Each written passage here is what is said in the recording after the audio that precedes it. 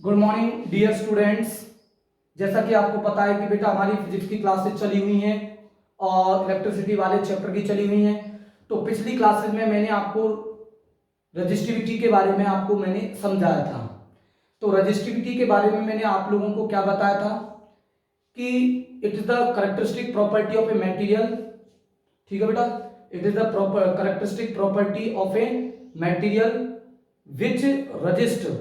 which resist to flow of the electric current, that is known as the resistivity. या हम ये बोल सकते हैं कि अगर किसी कंडक्टर का या किसी सब्सटेंस का एरिया फिक्स है और लेंथ को भी अगर हम फिक्स कर दें तो जो रेजिस्टेंस जो ऑफर्ड जो होगा dear students in a conductor के अंदर, रेजिस्टेंस जो ऑफर्ड जो होगा dear student in a conductor के अंदर, वो डियर स्टूडेंट्स वो रेजिस्टेंस डियर स्टूडेंट्स क्या कहलाएगा? रजिस्टिविटी कहलाएगा। मतलब यूनिट वॉल्यूम कोई कंडक्टर है उसकी यूनिट वॉल्यूम में कितना रेजिस्टेंस ऑफर्ड होगा वो रजिस्टिविटी है। क्या है बेटा? रजिस्टिविटी होता है। ठीक है, पर्टिकुलर स्पेसिमेन के लिए मतलब हम कंडक्टर की एक स्पेसिफिक डायमेंशन हम लेते हैं, वहां पर कंडक्टर के length 1 metre square, sorry length 1 metre और एरिया कितना बेटा? 1 मीटर स्क्वायर लेते हैं। तो जितना रेजिस्टेंस मटेरियल उस कंडक्टर का ऑफर करेगा वो उस मटेरियल ऑफ कंडक्टर की क्या कहलाती है बेटा?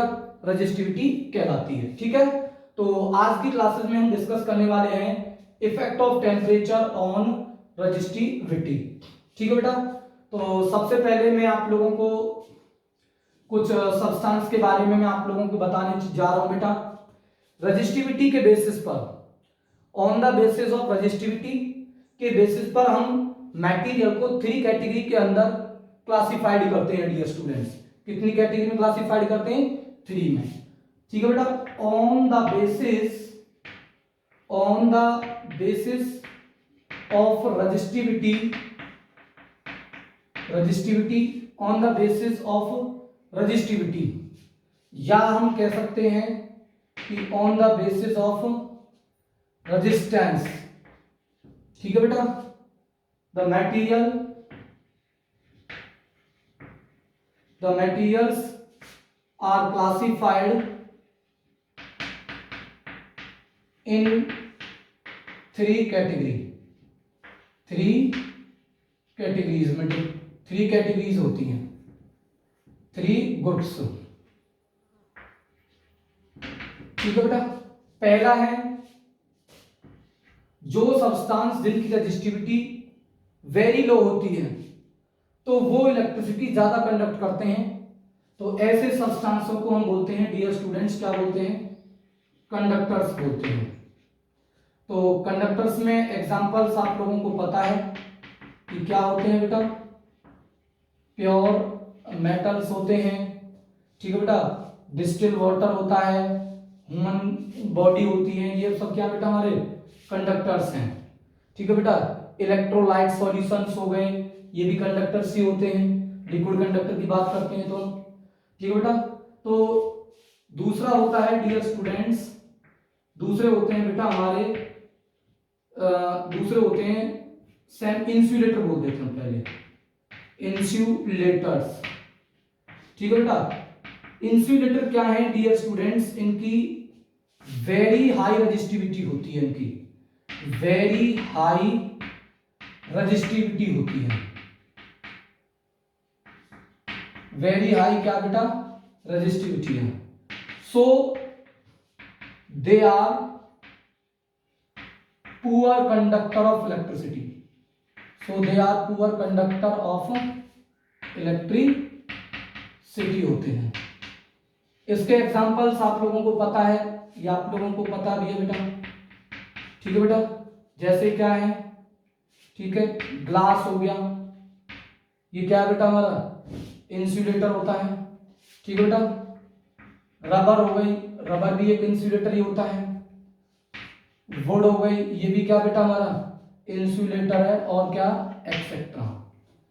तीसरा होता है डियर स्टूडेंट्स सेमीकंडक्टर्स होते हैं।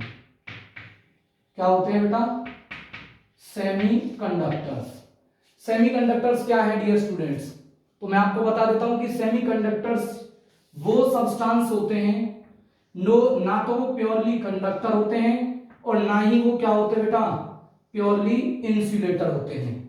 ठीक है, जैसे एग्जांपल्स में क्या लिख सकता हूं बेटा मैं, सिलिकॉन है, ठीक बेटा, और क्या होगा बेटा हमारा, जर्मेनियम है बेटा, क्या है, जर्मेनियम।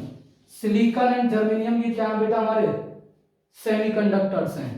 ठीक है, और भी है हमारे पास में सेमीकंडक्टर्स, इंट्रिंसिक होते हैं, एक्सट्रिंसिक होते हैं।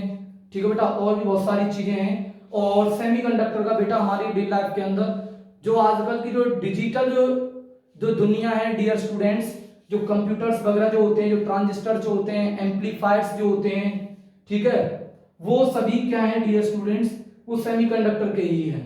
मतलब आईसी जो होती हैं, इंटीग्रेटेड जो सर्किट जो होते हैं, कहते हैं नहीं किसी इलेक्ट्रिक कंपोनेंट्स में, जैसे मान लो एलईडी खराब हो गई, जो हमारी टीवी वाली एलईडी होती है, ठीक है बेटा, तो हम ये कहते हैं कि वहां पर क्या खराब होगा, आईसी खराब हो गई भाई, टीवी की आईसी खराब हो गई, कंप्यूटर की आईसी खराब हो गई। तो आईसी का मतलब होता है इंटीग्रेटेड सर्किट, और वो इंटीग्रेटेड सर्किट क्या है डियर स्टूडेंट्स, सेमीकंडक्टर्स के ही बने होते हैं। डायोड होते हैं, डायोड, ठीक है, जिसमें रिएक्टिव डायोड को यूज करके हम रिएक्टिव फायर्स बनाते हैं, ट्रांजिस्टर्स बनाते हैं, एम्पलीफायर्स बनाते हैं, और हम एक ट्रांजिस्टर एज एन ऑसिलेटर को यूज कर सकते हैं। तो डियर स्टूडेंट्स वहां पर सेमीकंडक्टर बहुत ही इंपॉर्टेंट्स होते हैं। ठीक है, तो सेमीकंडक्टर दीज आर दो substance whose resistivity lies between conductor and insulators, उनको हम बोलते हैं डियर स्टूडेंट्स सेमीकंडक्टर्स बोलते हैं। क्या बोलते हैं, सेमीकंडक्टर्स बोलते हैं। तो आज की क्लास में हम आप लोगों को बताएंगे कि कंडक्टर का टेम्परेचर अगर हम इंक्रीज करते हैं तो रेजिस्टिविटी पर क्या इफेक्ट पड़ता है। सेमीकंडक्टर की बात करें, सेमीकंडक्टर टेम्परेचर इंक्रीज करें तो रेजिस्टिविटी पर क्या इफेक्ट पड़ता है, इंसुलेटर के लिए क्या होता है। और एक और सब्सटेंस मैं आपके सामने लिख देता हूं, एक और जो होते हैं जिनको हम बोलते हैं बेटा मिक्सिंग ऑफ मेटल्स करते हैं जब हम, जिनको हम बोलते हैं, क्या बोलते हैं बेटा हम, एलोज जिसको बोलते हैं। ठीक है, ये आपने पढ़े हुए हैं 9th क्लासेस के अंदर। ठीक है बेटा, तो कंडक्टर्स क्या होते हैं, कंडक्टर की क्या होती है बेटा, वेरी लो रेजिस्टिविटी होती है कंडक्टर्स की। अगर रेजिस्टिविटी वेरी लो होगी, अगर कंडक्टर की रेजिस्टिविटी अगर वेरी लो होगी, तो इसका मतलब जो मटेरियल है, जो कंडक्टर का जो मटेरियल है वो कम रेजिस्ट करेगा डियर स्टूडेंट्स, किसको, इलेक्ट्रिक करंट को। इट मींस कंडक्टिविटी बहुत ही कैसी हो जाएगी, कंडक्टर की ज्यादा हो जाएगी। क्या हो जाएगी, ज्यादा, और वो बिकम्स ए, क्या बन जाएगा डियर स्टूडेंट्स, जो प्योर जो मेटल जो होगा वो गुड कंडक्टर ऑफ क्या होता है, इलेक्ट्रिसिटी होता है, good conductor of electricity, good conductor of क्या बेटा, इलेक्ट्रिसिटी है। ठीक है, गुड कंडक्टर ऑफ क्या है, इलेक्ट्रिसिटी है बेटा। प्योर मेटल जैसे सिल्वर है, सिल्वर हो गया, कॉपर हो गया और एल्यूमिनियम हो गया, ये सब कंडक्टर्स होते हैं। तो इन सिल्वर, कॉपर और एल्यूमिनियम का हम कहां यूज करते हैं, जो इलेक्ट्रिसिटी का जो ट्रांसमिशन जो कराते हैं ना लॉन्ग डिस्टेंस पर, इलेक्ट्रिसिटी का ट्रांसमिशन कराते हैं, तो कौन से वायर का हम यूज करते हैं, वो वायर्स किसके बने हुए होते हैं, मेटल्स के बने हुए होते हैं। उनका हम क्यों यूज करते हैं, क्योंकि उनकी रेजिस्टिविटी वो वेरी लो रेजिस्टिविटी होती है, इसलिए वो गुड कंडक्टर ऑफ क्या कहलाते हैं, इलेक्ट्रिसिटी कहलाते हैं। ठीक है, तो ये एनसीईआरटी क्वेश्चन और ये आता भी है क्वेश्चन कि why we use silver and copper और aluminium wires to transmit the electricity, to transmit the electricity, मतलब इलेक्ट्रिसिटी ट्रांसमिशन के लिए जो वायर है वो मेटल के ही बनाए जाते हैं। ठीक है बेटा, ये चीज समझ में आ गई। इंसुलेटर का आप लोगों को पता होगा, इलेक्ट्रीशियंस देखे होंगे जो इलेक्ट्रिक पोल पर वर्क करते हैं, तो उनके बीच में उनके हैंड्स में बेटा ग्लव्स होते हैं जो बेसिकली क्या होते हैं, रबड़ के बने हुए होते हैं। वो इसलिए यूज करते हैं ताकि जो अगर मान लो सडनली इलेक्ट्रिक करंट आ जाए तो वो इलेक्ट्रिक जो करंट जो होगा वो हमारी बॉडी के अंदर कंडक्ट होकर के अर्थ के अंदर नहीं जा पाएगा। इट मींस वो एक क्या करेगा डियर स्टूडेंट्स, वो उस इलेक्ट्रिसिटी को कंडक्ट नहीं होने देगा, ट्रांसफर नहीं करेगा हमारी बॉडी के अंदर। ठीक है, मतलब वो उसकी रजिस्टिविटी बहुत ही ज्यादा है। ठीक है, रबड़ वगैरह होते हैं और आप लोगों ने देखा होगा कि जितने भी हमारे जो वायर जो होते हैं, जितने भी हमारे कॉपर के वायर होते हैं, एल्यूमिनियम के वायर होते हैं, उन सभी पर एक रबड़ चढ़ी हुई होती है, मतलब एक कोड होती है। कोड मतलब होता है डोरी जिसको बोलते हैं। तो उसके अंदर इनसाइड द कोड के अंदर क्या होते हैं, कोड का मतलब क्या है, डोरी। डोरी के अंदर क्या होता है, कॉपर वायर होता है। कॉपर वायर को कवर करने के लिए, ताकि अगर हम उसको डायरेक्टली यूज करेंगे तो हमारी बॉडी एक गुड कंडक्टर होती है इलेक्ट्रिसिटी की, तो हमें एक इलेक्ट्रिक शॉक लगेगा। तो हम क्या करेंगे डीएस में, उस इलेक्ट्रिक शॉक को अवॉइड करने के लिए, प्रिवेंट करने के लिए उस नेक वायर पर, एल्यूमिनियम का हो, सिल्वर का हो, कॉपर का हो, उस पर हम क्या चढ़ा देते हैं डियर स्टूडेंट्स, एक इंसुलेशन मटेरियल चढ़ा देते हैं। ठीक है, तो इंसुलेटर भी इंपॉर्टेंट होते हैं, ऐसी बात नहीं है इंपॉर्टेंट नहीं है। ठीक है बेटा, बहुत इंपॉर्टेंट है। और सेमी कंडक्टर कंडक्टर से भी बहुत ज्यादा क्या है, इंपॉर्टेंट है, ये आप लोग ध्यान रखना। अब सर सेमी कंडक्टर क्यों है, मैंने आपको पहले बता दिया, इतना ज्यादा मैं कुछ डिटेल में इसकी नहीं जानूंगा। तो आज की क्लास का जो मेन जो फोकस है बेटा, वो ये है कि रजिस्टिविटी कंडक्टर की कैसे चेंज होगी जब हम टेम्परेचर को इंक्रीज करेंगे, सेमी कंडक्टर की पर क्या इफेक्ट पड़ेगा। तो ये क्लासेस आज की हमारी बेटा। ठीक है, तो सबसे पहले हम कंडक्टर्स लिख लेते हैं यहां पर, दूसरा लिखते हैं बेटा यहां पर क्या लिख देते हैं हम, सेमी कंडक्टर लिख देते हैं। ठीक है, कंडक्टर और सेमी कंडक्टर्स। ठीक है बेटा, तो कंडक्टर के अंदर क्या होते हैं, कंडक्टर की स्पेशलिटी क्या है कि कंडक्टर के अंदर लार्ज नंबर ऑफ क्या होते हैं बेटा, फ्री इलेक्ट्रॉन्स होते हैं। एट रूम टेम्परेचर पर large number of free electrons होते हैं। ठीक है बेटा, तो एक चीज आप लोग ध्यान सुनेंगे, ये मैं आप लोगों को पिछली क्लास में भी बता चुका हूं कि बेटा जब हम टेम्परेचर को इंक्रीज करते हैं, जब हम टेम्परेचर को क्या करते हैं, इंक्रीज करते हैं, तो टेम्परेचर के इंक्रीज होने से क्या होता है कि जो इनसाइड जो इलेक्ट्रॉन्स जो होते हैं उनकी थर्मल स्पीड क्या हो जाती है डियर स्टूडेंट्स, उनकी थर्मल स्पीड बढ़ जाती है।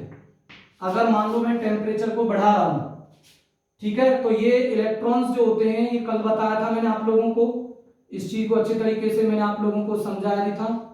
ठीक है बेटा, कि inside the conductor at room temperature पर जो इलेक्ट्रॉन्स जो होते हैं वो रैंडम मूव करते हैं ड्यू टू थर्मल स्पीड।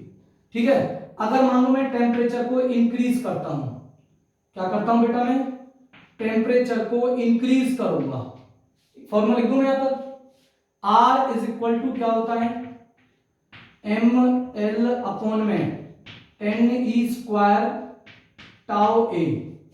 ठीक है, मतलब ठीक है बेटा, और मैं एक ले देता हूं rho is equal to m upon में ne square tau, not l not a। ठीक है, अब देखो टेम्परेचर को अगर मैं इंक्रीज करूंगा तो थर्मल स्पीड बढ़ेगी, थर्मल स्पीड बढ़ेगी तो क्या होगा dear student, number of collisions बढ़ेंगे। अब नंबर ऑफ कॉलिजन बढ़ने से क्या होगा, नंबर ऑफ कॉलिजन बढ़ने से जो कॉलिजन का जो टाइम जो होगा डियर स्टूडेंट्स, जिसको हम रिलैक्सेशन टाइम बोलते हैं, ये क्या हो जाता है डियर स्टूडेंट्स, ये क्या हो जाता है डियर स्टूडेंट, घट जाता है। रिलैक्सेशन जो टाइम है वो क्या हो जाता है, घट जाता है। अगर रिलैक्सेशन टाइम घटेगा, ये घटेगा, तो आर पर क्या इफेक्ट पड़ेगा, बढ़ेगा, आर बढ़ गया, रेजिस्टेंस बढ़ गया। और आपको पता है कि अगर रेजिस्टेंस बढ़ेगा तो रेजिस्टिविटी भी क्या होगी बेटा, बढ़ेगी। ये किसकी बात हो रही है, कंडक्टर की बात हो रही है, किसकी बात हो रही है, कंडक्टर की। अब कह रहे हैं कि सर आर बढ़ने से नंबर ऑफ इलेक्ट्रॉन्स पर क्या इफेक्ट पड़ेगा, तो मैं आपको बता देता हूं कि टेम्परेचर के बढ़ने से, टेम्परेचर के बढ़ने से कंडक्टर की नंबर डेंसिटी पर कोई भी फर्क नहीं पड़ता, क्योंकि कंडक्टर के अंदर जो इलेक्ट्रॉन्स जो होते हैं, इट मींस मोस्टली एटम्स के जो इलेक्ट्रॉन्स जो होते हैं वो बिकम्स फ्री होते हैं, उनकी नंबर डेंसिटी पर कोई भी फर्क नहीं पड़ता है, उनकी नंबर डेंसिटी पर कोई फर्क नहीं पड़ता। ठीक है, तो टेम्परेचर को अगर इंक्रीज करते हैं तो रेजिस्टिविटी भी इंक्रीज होती है और रेजिस्टेंस भी क्या हो जाता है, इंक्रीज हो जाता है। ठीक है, किसकी बात हो रही है, कंडक्टर्स की। कंडक्टर्स में क्या हो सकता है, सिल्वर हो सकता है, कॉपर हो सकता है, ठीक है बेटा, और क्या हो सकता है, एल्यूमिनियम हो सकता है।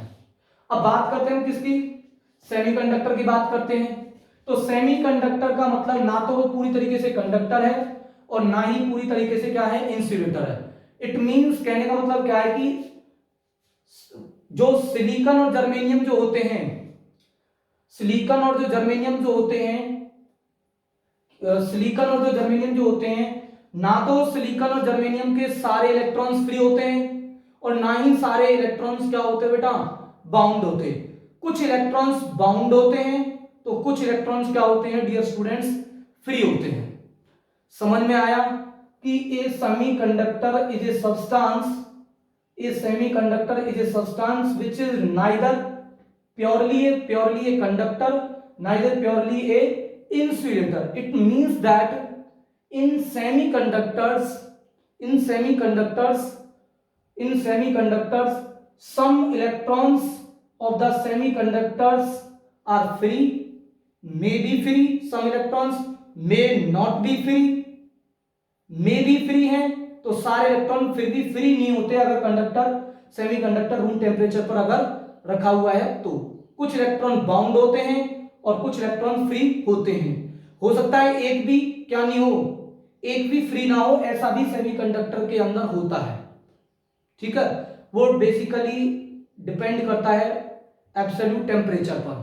ठीक है, तो ये बहुत लंबी कहानी है सेमीकंडक्टर की, 12th में पर्टिकुलर एक यूनिट है। ठीक है, सेमीकंडक्टर की। ठीक है बेटा, तो आप लोग ध्यान से सुनेंगे जो मैं आपको बता रहा हूं। ये क्या है बेटा, ये एक सेमीकंडक्टर है। ठीक है, और सेमीकंडक्टर के अंदर ये वाले इलेक्ट्रॉन्स जो हैं, ये मैंने जो वैसे दिखाए हैं, एक इस तरीके से ये जो दिखाए हैं, ये मैं इनको मान लेता हूं कि ये क्या है बेटा, ये हैं बेटा हमारे, मैं इनको मान लेता हूं कि ये एक बाउंड इलेक्ट्रॉन्स हैं डियर स्टूडेंट्स। इस सेमीकंडक्टर के अंदर कैसे इलेक्ट्रॉन्स है बेटा, बाउंड इलेक्ट्रॉन्स हैं। और ये क्या है डियर स्टूडेंट्स, क्या है बेटा, ये बेटा फ्री इलेक्ट्रॉन्स होते हैं। क्या होते हैं, फ्री इलेक्ट्रॉन्स होते हैं। तो जो डार्क से दिखाए हैं डॉट, ये कैसे हैं डियर स्टूडेंट्स, ये जो डार्क से दिखाए हैं ये हैं बेटा फ्री इलेक्ट्रॉन्स होते हैं। ठीक है, ठीक है बेटा। अब मान लो मैं अगर टेम्परेचर को इंक्रीज करता हूं, मान लो मैं टेम्परेचर को क्या कर दिया, इंक्रीज कर दिया। टेम्परेचर को इंक्रीज अगर मैं करता हूं, ठीक है बेटा, टेम्परेचर को अगर मैं इंक्रीज करता हूं तो इंक्रीज करने से क्या होगा, जो फ्री जो इलेक्ट्रॉन्स हैं उनकी थर्मल स्पीड पर क्या इफेक्ट पड़ेगा, थर्मल स्पीड इंक्रीज होगी। अगर थर्मल स्पीड इंक्रीज होगी तो कॉलिजन्स ज्यादा होंगे, नंबर ऑफ कॉलिजन्स ज्यादा होंगे पर सेकंड के अंदर। अगर नंबर ऑफ कॉलिजन पर सेकंड में ज्यादा होंगे तो टाउ क्या होगा, टाउ क्या होगा बेटा, घटेगा। क्या होगा, टाउ घटेगा। बट यहां पर साथ में एक फैक्टर और डोमिनेट करता है डियर स्टूडेंट्स, वो है number density of free electrons. जैसे ही हम टेम्परेचर को इंक्रीज करते हैं डियर स्टूडेंट्स, क्या करते हैं, इंक्रीज करते हैं, तो टेम्परेचर के इंक्रीज होने से क्या होता है कि जो इलेक्ट्रॉन हमारे बाउंड इलेक्ट्रॉन्स होते हैं, बाउंड इलेक्ट्रॉन का मतलब क्या है कि वो अपने एटम, न्यूक्लियस ऑफ एटम के साथ में क्या होते हैं बेटा, बाउंड होते हैं एक एनर्जी के साथ में। अगर मान लो मैं टेम्परेचर को बढ़ाऊंगा तो टेम्परेचर बढ़ने से क्या होगा, एनर्जी बढ़ेगी। एनर्जी बढ़ने से क्या होगा कि जो इलेक्ट्रॉन बाउंड थे उनकी बाउंडिंग पर क्या इफेक्ट पड़ेगा, उनकी जो बाउंडिंग जो एनर्जी है वो हीट एनर्जी से, जो हीट एनर्जी जो रहेगी वो उन इलेक्ट्रॉन की बाउंडिंग एनर्जी ऑफ इलेक्ट्रॉन्स पर क्या कर जाएगी बेटा, ओवरकम कर जाएगी। ओवरकम कहने का मतलब क्या है कि मान लो कि ये जो इलेक्ट्रॉन्स जो थे, जो फ्री थे, ये कंडक्टर फिलहाल किस पर रखा हुआ बेटा, 20 डिग्री सेल्सियस टेम्परेचर पर रखा हुआ है। हमने माना कि जो बाउंड जो इलेक्ट्रॉन्स हैं, ये जो बाउंड जो इलेक्ट्रॉन्स हैं ये बाइंडिंग एनर्जी से हैं। मान लो उन इलेक्ट्रॉनों की बाउंडिंग एनर्जी कितनी है बेटा, जो फ्री नहीं है, बाइंड है with the atom of nucleus के साथ में, उनकी बाइंडिंग एनर्जी कितनी है बेटा, मान लो उनकी बाइंडिंग एनर्जी है 25 जूल एनर्जी है। ठीक है बेटा, और मैंने माना कि 20 डिग्री सेल्सियस पर कितनी एनर्जी बनती है, मैं मान रहा हूं कि पर डिग्री सेल्सियस में पर जूल एनर्जी होती है, राइज होती है। तो 20 डिग्री सेल्सियस टेम्परेचर राइज करने पर कितने जूल एनर्जी होगी बेटा, 20 जूल एनर्जी राइज होगी। तो जब 20 डिग्री सेल्सियस पर रखा हुआ है बेटा, जो इलेक्ट्रॉन्स जिनकी बाइंडिंग एनर्जी इतनी है वो क्या हो जाएंगे बेटा, बिकम्स फ्री हो जाएंगे। बट जिनकी बाइंडिंग एनर्जी 25 जूल है तो 20 डिग्री सेल्सियस पर वो इलेक्ट्रॉन्स क्या नहीं होंगे बेटा, फ्री नहीं होंगे। अगर मान लो मैं टेम्परेचर को इंक्रीज करता हूं और इंक्रीज करने से क्या हुआ डियर स्टूडेंट्स, टेम्परेचर राइज कर दिया मैंने कितना बेटा, 28 डिग्री सेल्सियस। तो टेम्परेचर 1 डिग्री सेल्सियस में 1 जूल एनर्जी राइज हो रही है। तो डियर स्टूडेंट्स कितनी एनर्जी बन जाएगी डियर स्टूडेंट्स, एनर्जी कितनी हो जाएगी, E बराबर कितना हो जाएगा बेटा, 28 जूल। जो इलेक्ट्रॉन 20 डिग्री सेल्सियस पर बाउंड थे क्योंकि उनकी बाउंडिंग एनर्जी 20 जूल थी, अब वो इलेक्ट्रॉन्स 28 डिग्री सेल्सियस पर 20 जूल एनर्जी बनने की वजह से वो इलेक्ट्रॉन जो बाउंड जो थे 25 जूल से, ये एनर्जी इस एनर्जी को ओवरकम कर जाएगी और ओवरकम कर जाएगी तो इलेक्ट्रॉन जो बाउंड है वो बिकम्स क्या हो जाएंगे डियर स्टूडेंट्स, फ्री हो जाएंगे। तो नंबर डेंसिटी पर क्या इफेक्ट पड़ेगा डियर स्टूडेंट्स, नंबर डेंसिटी क्या होगी, बढ़ेगी। अब कह रहे हैं सर ये तो बढ़ रही है, ये तो घट रहा है और सर ये क्या हो रहा है, बढ़ रहा है। क्या मतलब टेम्परेचर जब राइज होता है तो रिलैक्सेशन टाइम घटेगा। अगर रिलैक्सेशन टाइम घटेगा तो रेजिस्टेंस तो बढ़ना चाहिए और रेजिस्टिविटी भी क्या होनी चाहिए, बढ़नी चाहिए।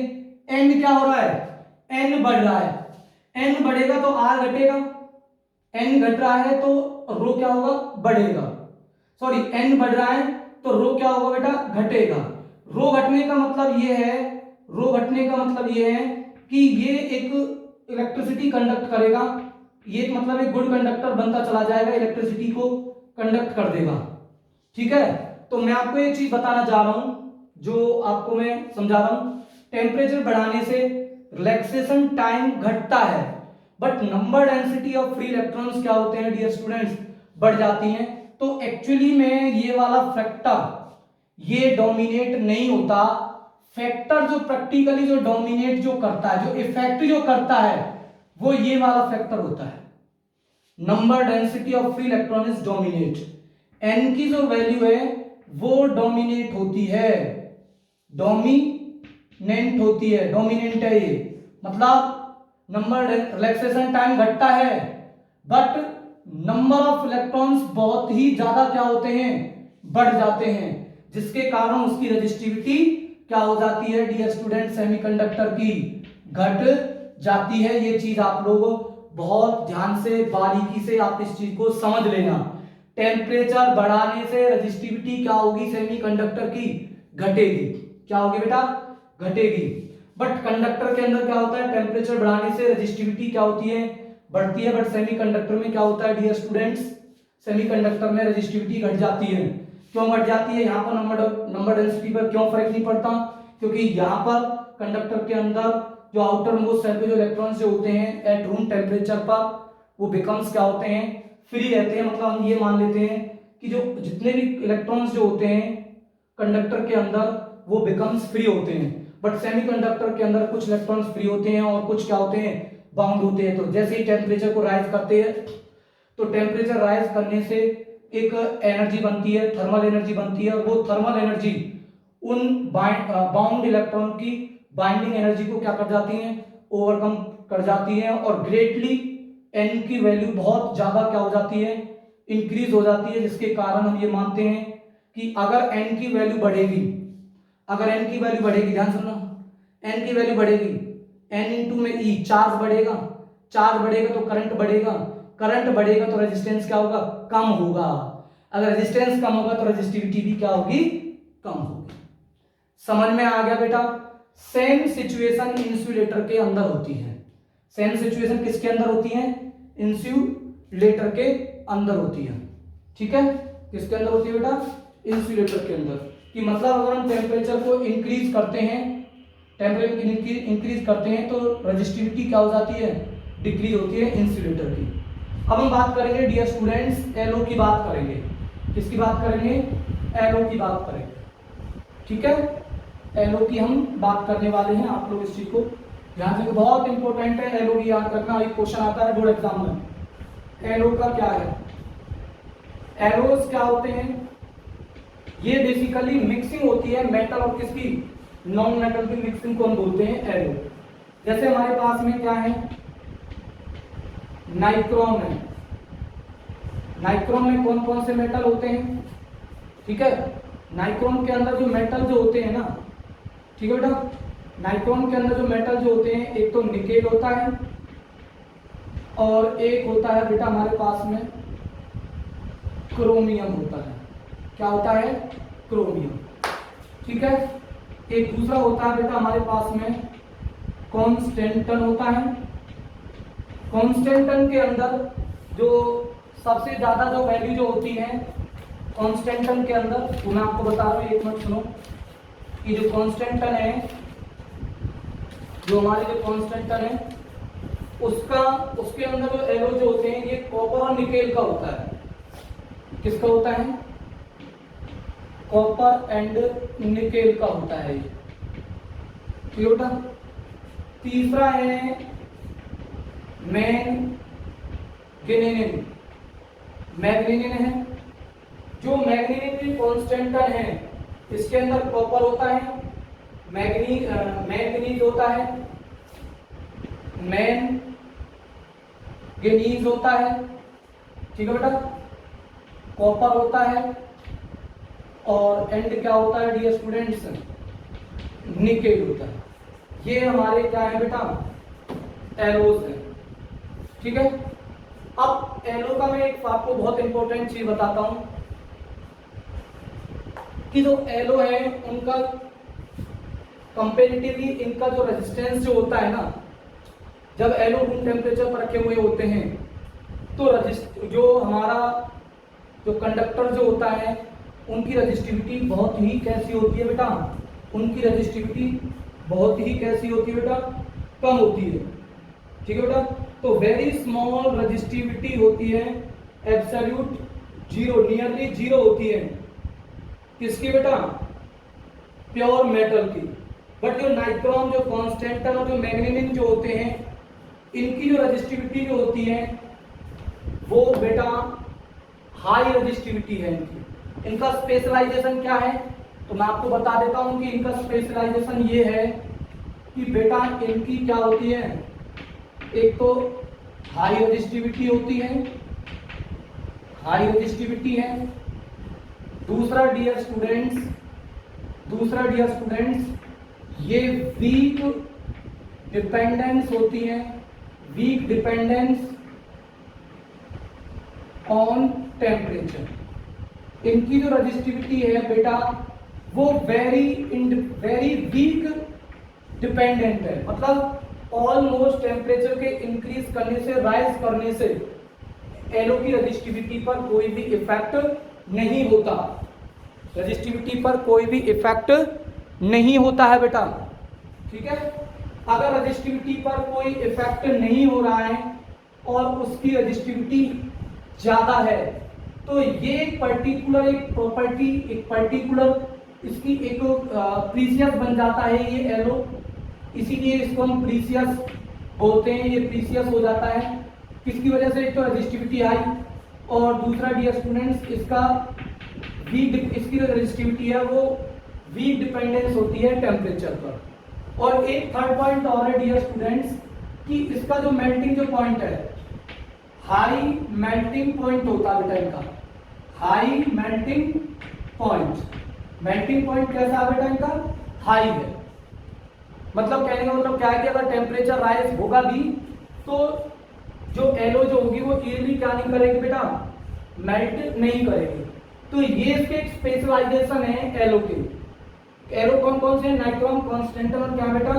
मैंगनीज है। अब कह रहे हैं कि सर नाइक्रोम, कॉन्स्टेंटन और जो मैंगनीज है ये मेटल के बने हुए होते हैं और मेटल की रजिस्टिविटी कैसी होती है डियर स्टूडेंट्स? मेटल की रजिस्टिविटी तो बहुत कम होती है, तो एलो की फिर रजिस्टिविटी ज्यादा क्यों होती है? तो ये बहुत इंपॉर्टेंट क्वेश्चंस हैं और हालांकि ये 10th में क्वेश्चन नहीं आता ये हमारी हायर क्लासेस के अंदर ये क्वेश्चन पूछा जाता है, ठीक है बेटा। तो आप लोग इस चीज़ को ध्यान से सुनेंगे जो मैं आपको बता रहा हूँ बेटा, ठीक है।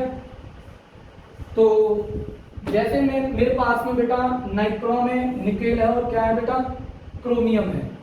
नाइक्रोम के अंदर क्या होता है, निकेल एंड क्या होता है बेटा, क्रोमियम होते हैं। तो ये जो इनका जो चार्ज जो होता है ना बेटा, इनका जो चार्ज है, इन पर चार्ज का मैग्नीट्यूड दोनों पर अलग होता है बेटा। इनका चार्ज का मैग्नीट्यूड क्या होता है, अलग अलग होता है। और इनका साइज भी कैसा होता है डियर स्टूडेंट्स, अलग अलग होता है। साइज भी क्या होता है, अलग अलग होता है।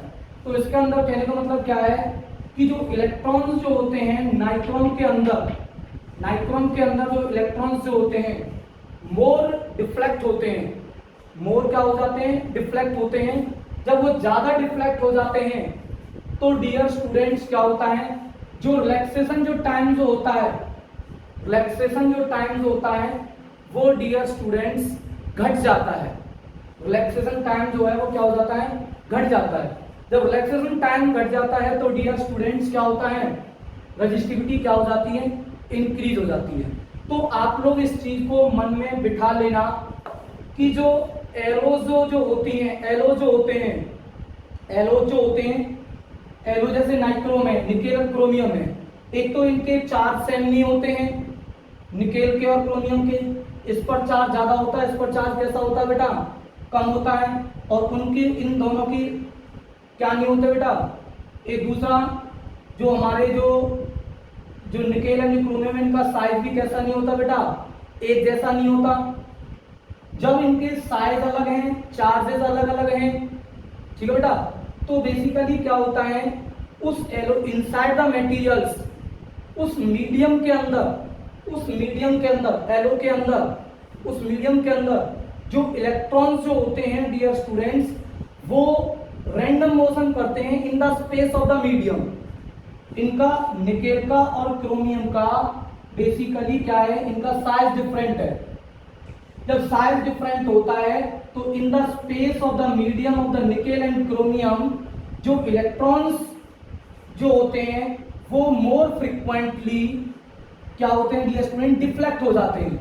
जब इलेक्ट्रॉन्स मोर डिफ्लेक्ट होते हैं, फ्रिक्वेंटली डिफ्लेक्ट होते हैं, तो डियर स्टूडेंट्स जो कॉलिजन के बीच का जो टाइम जो होता है, इलेक्ट्रॉनों का जो कॉलिजन के जो बीच का जो टाइम जो होता है, इलेक्ट्रॉन जब कोलाइड जब करते हैं, अब ज्यादा कॉलिजन करेंगे इस तरीके से तो रिलैक्सेशन टाइम पर क्या इफेक्ट पड़ेगा डियर स्टूडेंट्स, रिलैक्सेशन टाइम घटेगा।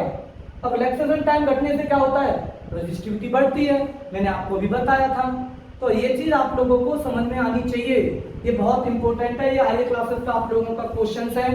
मन में ये ध्यान रखना कि एलो मेटल के होते हैं, फिर मेटल के अगर ये बने होते हैं, मेटल का रेजिस्टेंस तो रेजिस्टिविटी तो 2 है।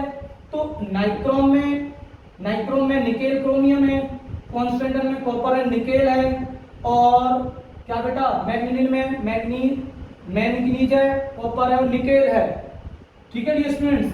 तो यहाँ पर रेजिस्टिविटी फिर क्यों नहीं कम हो जाती, जबकि इनकी रेजिस्टिविटी कैसी लिखी हुई है, मैंने हाई लिखी हुई है। वो इसलिए हाई रेजिस्टिविटी है डियर स्टूडेंट, जो मैंने आपको बताया है, वो इसी कारण इसकी रेजिस्टिविटी हाई होती है, जो मैंने आपको बताया था कि इलेक्ट्रॉन मोर फ्रीक्वेंटली डिफ्लेक्ट हो जाते हैं in the space of medium of the alloy, जिसके कारण रिलैक्सेशन टाइम घट जाता है और रेजिस्टिविटी क्या हो जाती है, बढ़ जाती है। ये चीज बहुत इंपॉर्टेंट है, एक चीज मैं आपको बता रहा हूँ,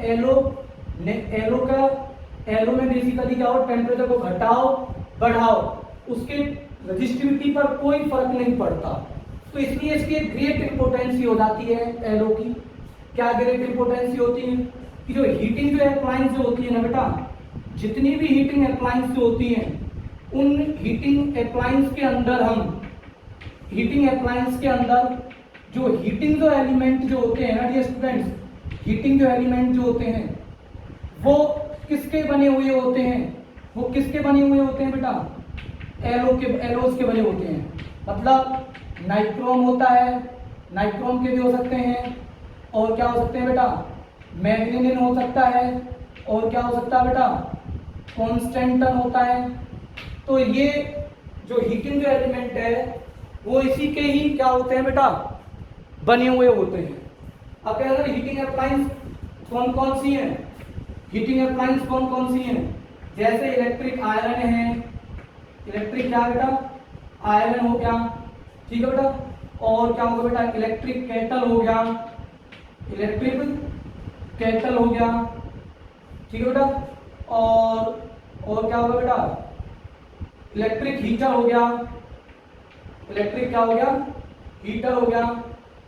और क्या होगा बेटा, इलेक्ट्रिक बल्ब हो गया, इलेक्ट्रिक बल्ब हो गया। और क्या बेटा, इलेक्ट्रिक फ्यूज हो गया, इलेक्ट्रिक फ्यूज है।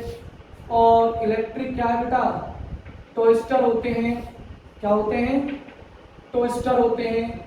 ये सभी क्या है डियर स्टूडेंट्स, ये हीटिंग अप्लायंस होती है। और इन हीटिंग अप्लायंस का हम अपनी डेली लाइफ के अंदर इनका हम क्या करते हैं डियर स्टूडेंट्स, यूज करते हैं। इलेक्ट्रिक केटल का, इलेक्ट्रिक हीटर का, इलेक्ट्रिक बल्ब का, इलेक्ट्रिक फ्यूज का, इलेक्ट्रिक आयरन का, इलेक्ट्रिक किसका बेटा, टोस्टर का। ये सभी इनके जो हीटिंग जो एलिमेंट है वो heating element nitro magnesium constant के बनाए जाते हैं। प्योर मेटल के क्यों नहीं बनाए जाते, तो आप लोग इस चीज को ध्यान से समझेंगे। मैंने आपको ये बताया था कि एलो की जो रजिस्टिविटी है, एक तो हाई रजिस्टिविटी है। अगर रजिस्टिविटी हाई होगी तो जब इलेक्ट्रिक करंट हाई रजिस्टिविटी में से फ्लो होगा तो डियर स्टूडेंट्स वो लार्ज अमाउंट में क्या प्रोड्यूस करेगा, हीट प्रोड्यूस करता है। अब कहेंगे सर ये कैसे करेगा, तो मैं आपको एक फॉर्मूला बता देता हूं, ये इसी चैप्टर में आएगा, आई स्क्वायर इंटू में आर इंटू में क्या बेटा, टी वाला, कि हीट जो प्रोड्यूस जो होती है इन ए वायर के अंदर वो directly proportional square of current की होती है, स्क्वायर डायरेक्टली प्रोपोर्शनल रेजिस्टेंस की होती है, directly proportional time for which current is pass through in the wire की होती है। ठीक है बेटा, तो हम यहाँ पर किसकी बात कर रहे हैं, रजिस्टिविटी। अगर रजिस्टिविटी ज्यादा होगी तो रेजिस्टेंस ज्यादा होगा, अगर रेजिस्टेंस ज्यादा होगा तो हीट ज्यादा क्या होगी बेटा, प्रोड्यूस होगी। तो जो हीटिंग जो एलिमेंट जो होता है जब उसमें से इलेक्ट्रिक करंट पास करता है तो हाई रेजिस्टेंस की, हाई रेजिस्टिविटी की वजह से वो जो हीटिंग एलिमेंट हो जाता है वो रेड हॉट हो जाता है, और रेड हॉट होने पर वो लार्ज अमाउंट में क्या प्रोड्यूस करता है बेटा, हीट एनर्जी प्रोड्यूस करता है। क्या प्रोड्यूस करता है बेटा, हीट एनर्जी प्रोड्यूस करता है। एक ये है कि अगर हीट एनर्जी बढ़ रही है, भाई हीट प्रोड्यूस होगी तो टेम्परेचर बढ़ेगा, टेम्परेचर बढ़ रही है तो उसकी रेजिस्टिविटी बढ़नी चाहिए, रेजिस्टिविटी बढ़ेगी तो और हीट बढ़ेगी, तो वो वायर क्या हो जाना चाहिए डियर स्टूडेंट्स, मेल्ट हो जाना चाहिए। बट ऐसा एलो के साथ में नहीं होता है, क्योंकि अगर रेड हॉट अगर एलिमेंट हो भी रहा है, टेम्परेचर बढ़ भी रहा है, तो उसकी रेजिस्टिविटी पर कोई भी चेंज नहीं आएगा, कोई भी चेंज नहीं आएगा। और दूसरा डियर स्टूडेंट्स कि जो एलो जो है उसका जो मेल्टिंग जो पॉइंट जो होता है वो हाई मेल्टिंग पॉइंट होता है, और जो मेटल जो होते हैं डियर स्टूडेंट्स उसका मेल्टिंग पॉइंट लो होता है। और टेम्परेचर बढ़ाने से रेजिस्टिविटी क्या हो जाती है, बढ़ती है। अगर टेम्परेचर बढ़ने से रेजिस्टिविटी बढ़ी तो हीट बढ़ेगी, हीट बढ़ने से फिर टेम्परेचर बढ़ेगा, फिर रेजिस्टिविटी बढ़ेगी, फिर हीट बढ़ेगा, फिर टेम्परेचर बढ़ेगा। तो मेल्टिंग पॉइंट कम है और रेजिस्टिविटी टेम्परेचर बढ़ने से इंक्रीज हो रही है, तो डियर स्टूडेंट्स वो जो कॉपर जो वायर है, कॉपर जो एलिमेंट जो होगा, जो हम हीटिंग एलिमेंट के तौर पर अगर हम उसको यूज करें तो वो मेल्ट हो जाएगा, या हो सकता है कि वो ऑक्सीजन के साथ में जो एटमॉस्फेयर में जो ऑक्सीजन है उसके साथ में रिएक्ट करके क्या कर दे बेटा, ऑक्सीडेशन करके बर्निंग स्टार्ट कर दे। क्या स्टार्ट कर दे बेटा, बर्निंग स्टार्ट कर दे। बट ये ऐसा एलो के साथ में नहीं होता। तो मैंने आज आपको क्लासेस में ये बताया है रजिस्टिविटी के बारे में कि रजिस्टिविटी एक मटेरियल की प्रॉपर्टी है बेटा, किसी कंडक्टर की मटेरियल की प्रॉपर्टी है। वो मटेरियल टू मटेरियल चेंज हो सकती है, बट लेंथ और एरिया के चेंज होने से वो चेंज नहीं होती है बेटा, ठीक है। और कंडक्टर को अगर कंडक्टर है वो टेम्परेचर बढ़ा रहा हूं तो रेजिस्टिविटी बढ़ेगी, बट सेमीकंडक्टर में क्या होता है, उल्टा होता है। और इंसुलेटर में भी क्या होता है बेटा, उल्टा होता है, ठीक है। और एलो में वो वीक डिपेंडेंस है किस पर बेटा, टेम्परेचर। आई होप आपको ये क्लासेस आपको ये समझ में आ गई है बेटा। थैंक यू सो मच बेटा। अगर कोई प्रॉब्लम है तो आप मेरे से पूछ सकते हो, ठीक है बेटा।